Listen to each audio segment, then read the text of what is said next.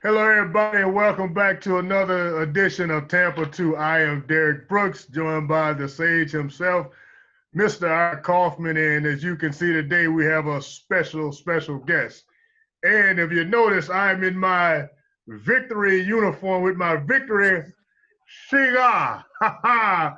David, every week when the Bucks win, I throw the old 55 back on, I pull out the old victory cigar.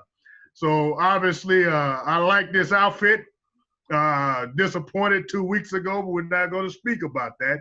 Yeah. It's all about this performance this past week. I picked the Bucks to get back on track. My good friend thought Aaron Rodgers and those cheeseheads were coming in here to do damage, but we showed them. It took us a while to get started. I'll say it took us about 16 minutes, but from the 16-minute point on, we obviously dominated the game, and it was a great showing. So, Mr. Kaufman, the floor is yours since you picked the Packers. Well, Mr. White, I want to congratulate you on an outstanding game personally. Wait a minute, you need to congratulate me on my pick. How about that? Devin, don't believe anything Brooks said. I think I picked the Bucks last week. I don't remember picking the Packers, so don't believe anything he says. But, Dev, I got to ask you a question, Devin. They were the highest scoring team in the league. They scored 30 points every game the first 4 weeks. Rodgers seen every blitz imaginable, Devin. So how did you guys disguise – and Derrick always talks about disguising. You got to disguise what you're doing on defense so they can't read it. What was the basic game plan, Devin, and how'd you pull it off?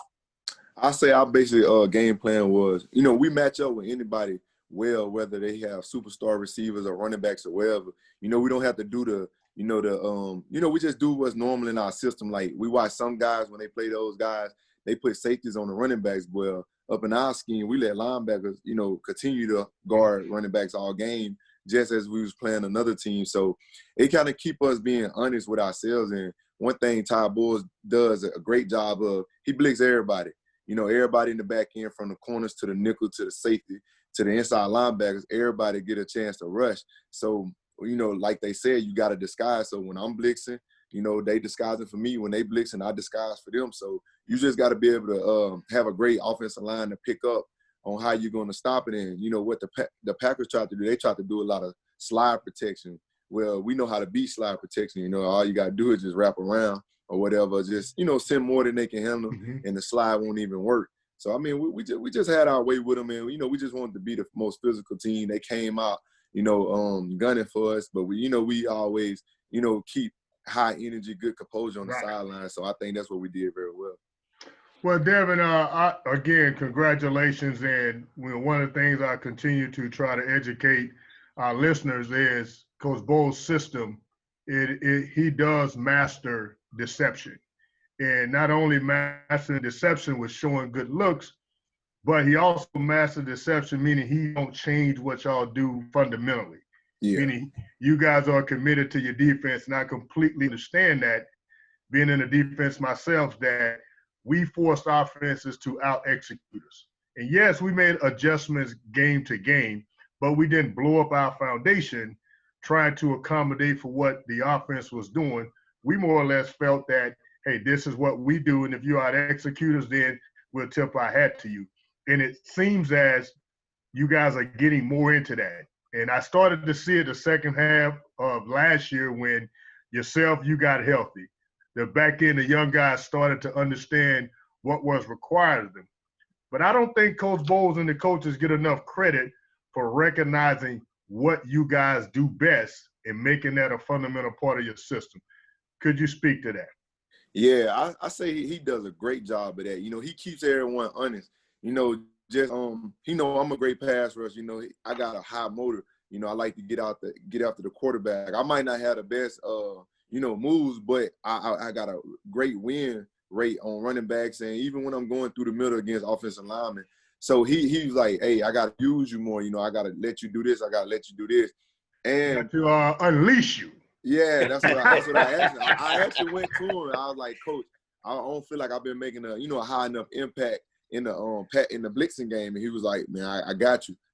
And that's one thing about him. He's a player's coach. So you just talk to him But, you got to hold up your end of the bargain all the time. So, and that's one thing he does a great job of.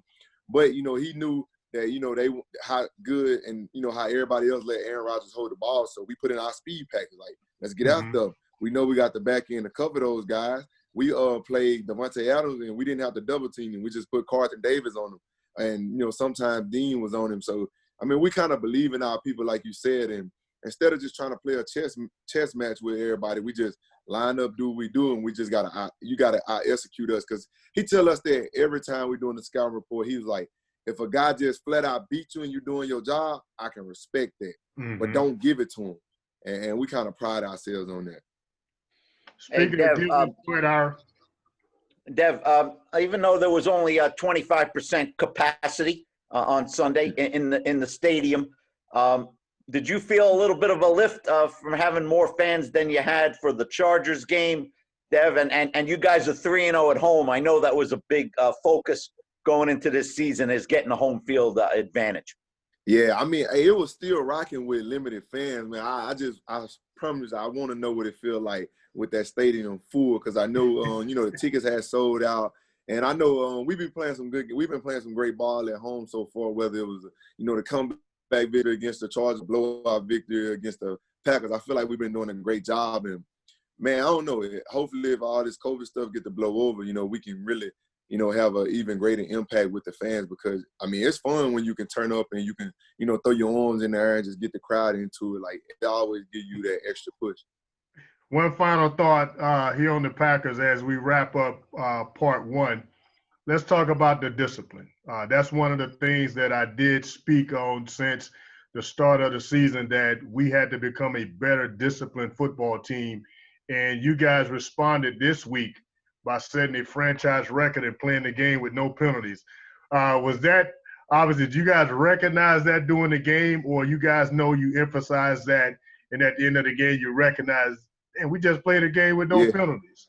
Yeah, I say BA really harps on, not beating ourselves, and you beat yourselves by, being penalized. But one thing, he allows you to be comfortable, because he always preaches that, pre-snap penalties are horrible. He hate them. But a post-snap penalty, he can deal with it, because that means you're playing hard.